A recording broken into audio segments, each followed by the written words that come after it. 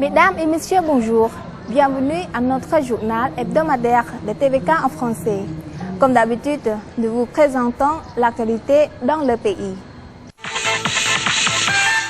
Bonjour, cette semaine le Cambodge, tout comme d'autres pays du monde, adresse les condoléances les plus attristées au peuple français, surtout aux familles des victimes des attentats sanglants du 13 novembre à Paris.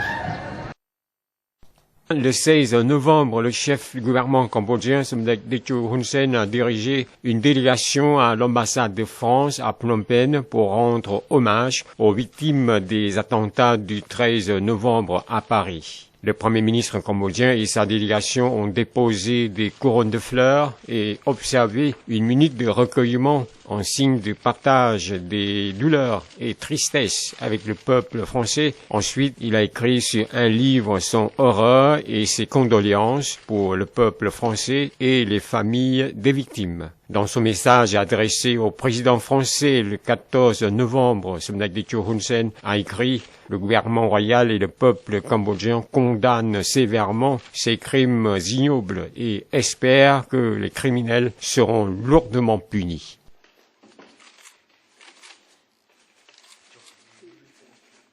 La championne du monde de pétanque du Cambodge 2015 a été décorée cette semaine par le chef du gouvernement.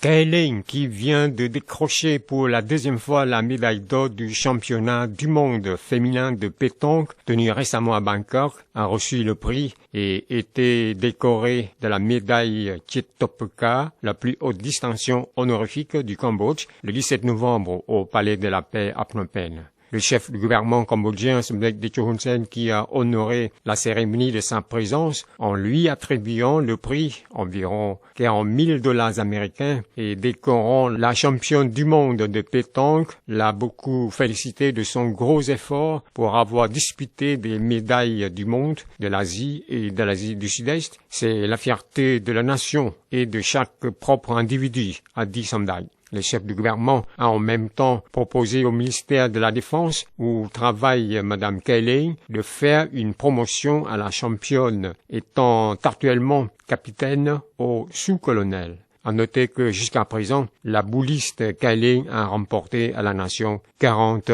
médailles. Ce soir, le chef du gouvernement cambodgien, Somdek Hun Sen, doit rentrer au pays de la Malaisie où il participait au sommet de l'ASEAN et d'autres réunions concernées.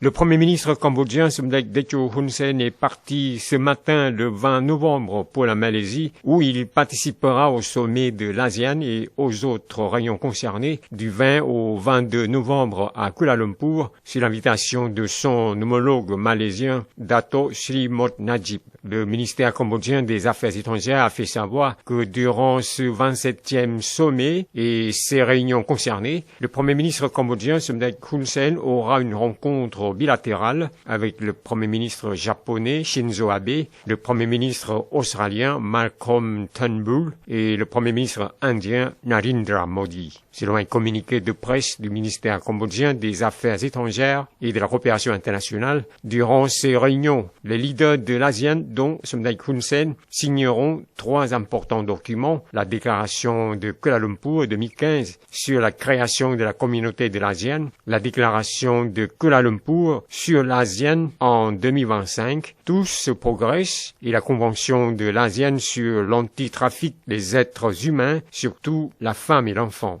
Les leaders de l'ASEAN adopteront un communiqué conjoint sur le partenariat stratégique ASEAN-États-Unis, un communiqué conjoint des leaders de l'ASEAN et de la Nouvelle-Zélande sur le 40e anniversaire du sommet d'Asie-Pacifique et plus de 10 autres documents importants. Lors de ce 27e sommet de l'ASEAN, Somdek Techo Hun Sen participera également au sommet de dialogue des investisseurs mondiaux, à la session des leaders de l'ASEAN, au sommet des affaires de l'ASEAN et des investissements 2015.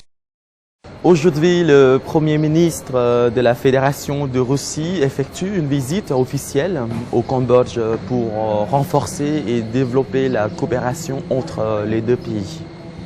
Le Premier ministre de la Fédération de Russie, Dmitri Medvedev, effectuera une visite officielle au Cambodge du 22 au 24 novembre. Cette visite, qui s'effectuera sur l'invitation de Somdech Techo Hun Sen, chef du gouvernement cambodgien, aura pour but de resserrer et de développer des liens d'amitié et de bonne coopération entre les deux pays. Un communiqué de presse du ministère cambodgien des Affaires étrangères et de la coopération internationale a fait savoir que durant sa visite au Cambodge, le Premier ministre russe aura un entretien avec Somdech Techo Hun Sen et sera présent à la cérémonie de signature de certains documents de coopération que sont l'accord sur l'échange des informations sur le blanchiment d'argent et le financement terroriste entre l'unité de renseignement financier du Cambodge et l'unité de contrôle financier de la Russie. 2. L'accord de coopération et l'accord additionnel entre l'agence Cambodia Press et l'agence de presse Sputnik. 3. Le mémorandum de compréhension entre Radio Nationale du Cambodge et l'agence de presse Sputnik. 4. L'accord sur la collaboration et la coopération entre le Parti du peuple cambodgien et le Parti Russie Unie. 5. Le mémorandum de compréhension entre le Conseil du développement du Cambodge et le ministère du développement économique de la Fédération de Russie sur le rassemblement d'investissement. Et 6. La condition exécutive du groupe de travail supérieur Cambodge-Russie sur le projet d'investissement prioritaire conjoint. Selon le communiqué, outre sa présence à la cérémonie de signature de ces documents, M. Dmitry Medvedev visitera le temple d'Angkor Wat dans la province de Siem Reap. A rappeler que les relations diplomatiques entre le Cambodge et ex-Union soviétique ont commencé le 13 mai 1956, qu'elles ont été rompues en 1975, année où les Khmers rouges sont entrés au pouvoir au Cambodge. Ces relations ont été renouées après la chute des Khmers rouges en 1979 et étaient très étroites jusqu'en 1991. Selon des documents, le volume commercial entre le Cambodge et la Russie augmente progressivement, 132,7 millions de dollars américains en 2014 contre 10,8 millions en 2006. La Russie a exporté au Cambodge ses produits comme articles de consommation, produits agricoles, matières chimiques et engins mécaniques coûtant 38 millions de dollars. De son côté, le Cambodge a vendu à la Russie vêtements, riz, autres produits agricoles coûtant 129 millions de dollars. Cette semaine, le ministre cambodgien du Conseil des ministres, Sokhan et Stéphane Mathias, assistant du secrétaire général chargé des affaires juridiques de l'ONU, ont eu une rencontre à Phnom Penh à l'issue de laquelle une déclaration conjointe sur le tribunal Khmer Rouge a été publiée. Le vice-premier ministre et ministre du Conseil des ministres du Cambodge, Sokhan, qui est aussi le chef du groupe de travail du gouvernement royal chargé du tribunal Khmer Rouge, a eu une rencontre le 17 novembre à Phnom Penh avec Stéphane Mathias, assistant du secrétaire général chargé des affaires juridiques de l'ONU, à l'issue de laquelle a été publiée une déclaration conjointe qui dit notamment: les deux parties ont accueilli le début de l'audience sur les plaintes du dossier 002-01 au CETC, chambres extraordinaires au sein des tribunaux cambodgiens, et le progrès du travail de la justice des CETC. Les deux parties ont reconnu la valeur de la contribution des CETC dans les secteurs de la participation des victimes et de l'information, dont la participation élargie aux audiences publiques. Elles ont aussi reconnu que les expériences dans ces secteurs des CETC étaient devenues des points avancés importants dans le développement de l'application de la loi pénale internationale. Les deux parties ont accueilli la bonne volonté du gouvernement royal du Cambodge de soutenir la proposition du secrétaire général de l'ONU relative à l'offre de ressources aux opérations des CETC en 2016 et sa bonne volonté dans la continuation de fournir la contribution suffisante et directe à la partie nationale des CETC pour assurer un budget suffisant, et en réfléchissant aux contributions des pays donateurs internationaux, les deux parties espèrent que ces mesures apporteront la stabilité financière aux CETC en 2016. L'assistant du secrétaire général de l'ONU avait le plaisir de sa présente visite au CETC parce que c'était l'étape importante du cas 002-01 après sa présence à l'événement important de la prononciation du verdict dans le fonctionnement procédurier en août 2014. Le travail des CETC dans ce secteur traduisait la détermination commune entre le gouvernement royal du Cambodge, l'ONU et la communauté internationale de renforcer la recherche de la justice et de la responsabilité des crimes du régime des Khmers rouges. La conférence sur l'eau s'est tenue pour la première fois au Cambodge durant 2 jours, jeudi et vendredi dernier à Phnom Penh, sous le thème « L'eau et le développement durable ». Lors de l'ouverture de cette réunion, Son Excellence Chom Prasit, ministre d'État et ministre des Industries, a indiqué que le thème de la première conférence sur l'eau au Cambodge était de rassembler les parties prenantes liées à l'eau propre pour les Cambodgiens et le développement durable. La stratégie rectangulaire phase 3 du gouvernement royal, dirigé par le Premier ministre Samdech Akep Mahasenabadai Techo Hun Sen, Premier ministre du Cambodge, assure l'eau potable pour 85% des personnes vivant dans la ville en 2018 et de l'eau potable pour tous d'ici à l'année 2025. Cette semaine, le ministère du Travail et de la Formation professionnelle a tenu un séminaire travaillant sur le régime de sécurité sociale. Le ministre du Travail et de la Formation professionnelle, Som Hing, espérait que le développement du système de sécurité sociale au Cambodge apporterait des intérêts à toute la population cambodgienne. Lors d'un séminaire sur le renforcement et le développement du domaine de la sécurité sociale en faveur de ceux qui sont placés sous le règlement de la loi sur le travail tenu le 19 novembre à l'hôtel intercontinental de Phnom Penh, le ministre Som Hing a fait savoir qu'actuellement, les ouvriers et employés dans le secteur privé recevaient la protection dans le domaine du risque de travail en fonctionnement avec succès et efficacité. Le ministre était convaincu qu'après la mise en fonctionnement de 2 autres régimes de sécurité sociale, les ouvriers et employés en service dans le secteur privé recevraient la protection complète, tant physique que morale, d'une part au moment où ils ont la force pour travailler et d'autre part quand ils seront handicapés ou vieux. C'est-à-dire que le pays assurera entièrement la sécurité économique des ouvriers et employés, a dit le ministre. Le directeur de la Caisse nationale du régime de la sécurité sociale, Oksam Vitir, a dit que ce séminaire était tenu en vue de renforcer plus la capacité technique des dirigeants et employés de son institution. Il a souligné que pour permettre la réussite de l'application du régime de sécurité sociale, des secteurs du risque de travail, la mise en fonctionnement du secteur des soins de la santé en 2016 et la mise en place du secteur des pensions en 2017, la Caisse nationale du régime de sécurité sociale devrait continuer la collaboration avec les ministères, institutions et services concernés et les partenaires de développement et surtout continuer à faire comprendre les intérêt de la participation au régime de la sécurité sociale et l'obligation à la participation des employeurs, patrons des entreprises et établissements et des ouvriers et employés avec le sens de haute responsabilité pour contribuer au renforcement et au développement du régime de la sécurité sociale. La campagne 16 jours arrêtant la violence contre la femme et l'enfant a été menée par le ministère des Affaires féminines.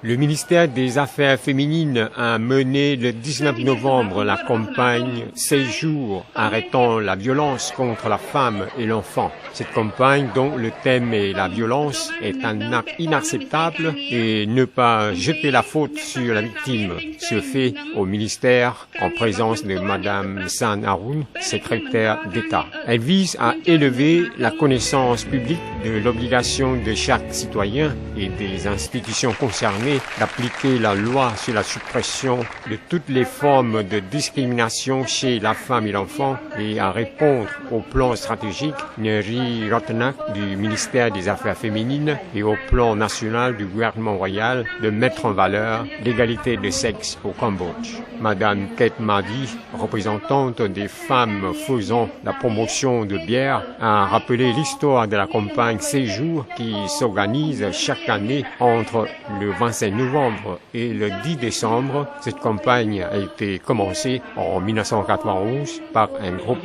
d'hommes canadiens. L'Organisation des Nations Unies a défini officiellement le 17 novembre comme la date pour fêter cette journée internationale de la suppression de la violence contre la femme.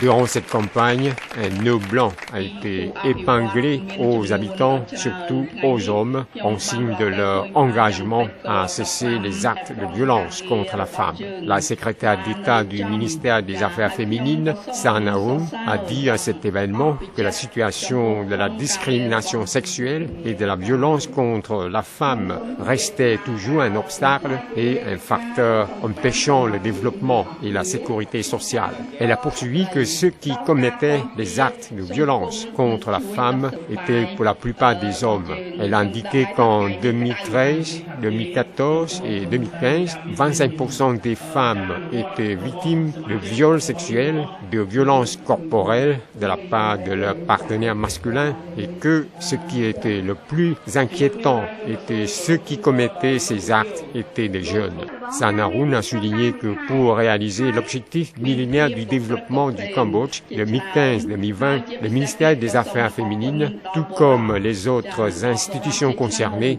était déjà déterminé à assurer la défense des droits de la femme et la participation complète et égale de la femme à la décision faite dans tous les secteurs.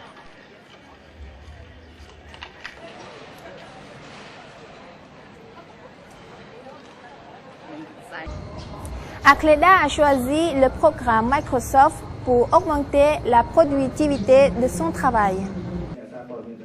La société Microsoft a dit le 17 novembre que Essilida, une des plus grandes banques au Cambodge, avait signé un accord avec la Microsoft pour bénéficier d'une économie dans la dépense et d'une plus grande efficacité de travail que son augmentation de la productivité du travail, système de programmes modernes, prévention du risque, de la sécurité d'information et multiplication de la facilité à l'usage collectif. Un communiqué de presse de la société Microsoft a fait savoir qu'avec un progrès rapide de la Essilida, les besoins d'aider les employés qui n'utilisent pas l'anglais, langue maternelle ou deuxième langue, augmentent graduellement et qu'il serait nécessaire d'avoir un logiciel qui traduit en langue locale pour créer la facilité aux usagers. Selon le communiqué, l'élargissement rapide des opérations de l'Essilida a conduit à l'utilisation de différents logiciels qui a causé la non-cohérence, le fonctionnement irrégulier, ce qui empêche encore la productivité du travail. L'Essilida a utilisé plutôt le programme Microsoft Office, appelé elle-même matériel d'une mission importante pour augmenter la productivité du travail.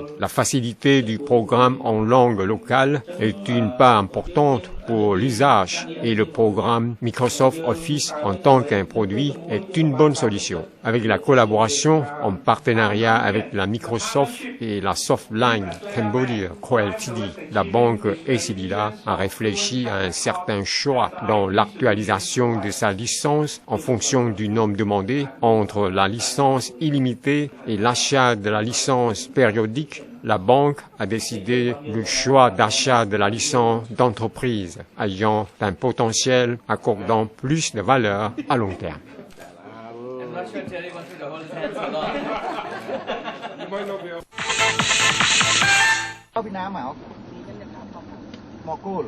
Depuis le début de la semaine dernière, un groupe de prévention de grippe aviaire venu du département de production en collaboration avec l'Office vétérinaire provincial de Battambang, tous ensemble ont pris des actions pour lutter contre la propagation de la grippe aviaire dans un village du district de Banon, province de Battambang. Le travail a été effectué conformément à la déclaration numéro 577 sur la grippe aviaire toucher les zones déterminées par le ministère de l'Agriculture, des Forêts et des Pêches. Selon les chercheurs, les échantillons prélevés sur des canards sont diagnostiqués avec la grippe aviaire et le champ d'élevage des canards a été clairement déterminé par la maladie de volaille. 960 canards ont été tués et brûlés, tandis que d'autres recherches et actions vétérinaires sont menées et prises.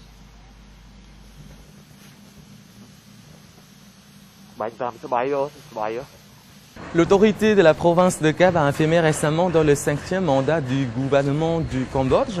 Elle continue à appliquer la politique du gouvernement dans le développement du pays sur 4 facteurs clés: l'eau potable, l'électricité, la route et les ressources humaines. Hilen et pas Samay.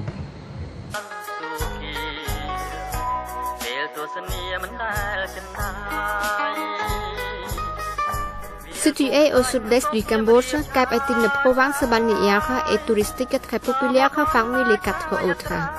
Cette province est à 175 km de Phnom Penh.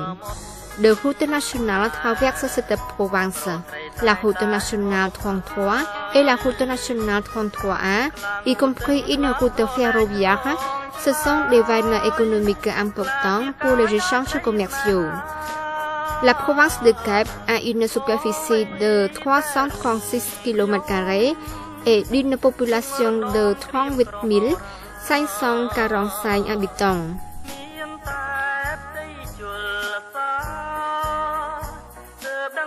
Plusieurs îles se trouvent à quelques distances de la côte, telles que Koh Tun Sai, Koh Po, Koh Svai, Koh Mate, Koh Kok, Koh Tbal, Koh Hal Trai, Koh Aceh, Koh Ong Krong, Koh Mak Prang, Koh Sarang, Koh Svai Prei et Koh Sngud. Cap est divisé une ville et un district, dont 3 quartiers, 2 communes et 18 villages.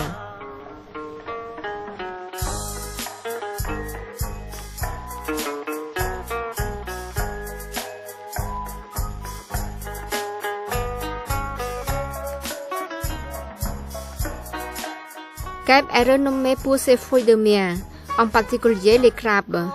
De plus, Cap abrite le parc national de Cap. Les activités principales des habitants de cette province sont l'agriculture, la pêche, la fabrication du sel et la vente du service touristique.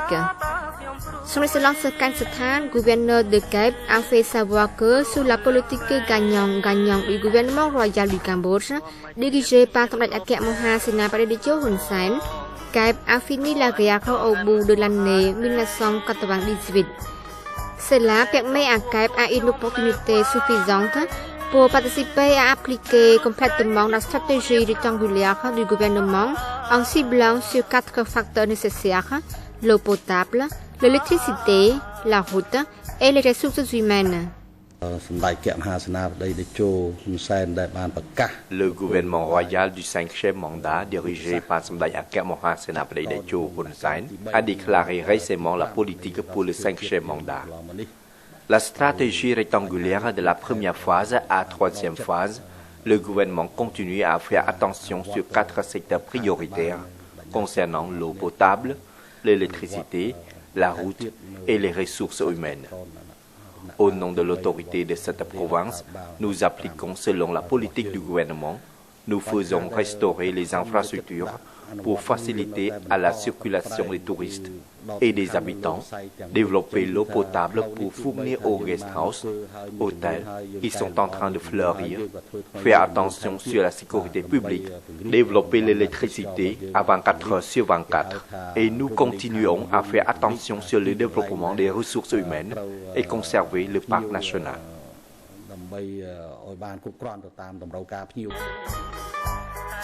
À noter que l'autorité de Cap organisera la fête de mer du 5 à 8 décembre 2013.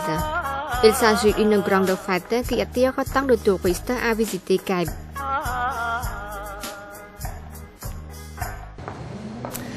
C'est la fin de notre émission. Merci de l'avoir suivi et à très bientôt.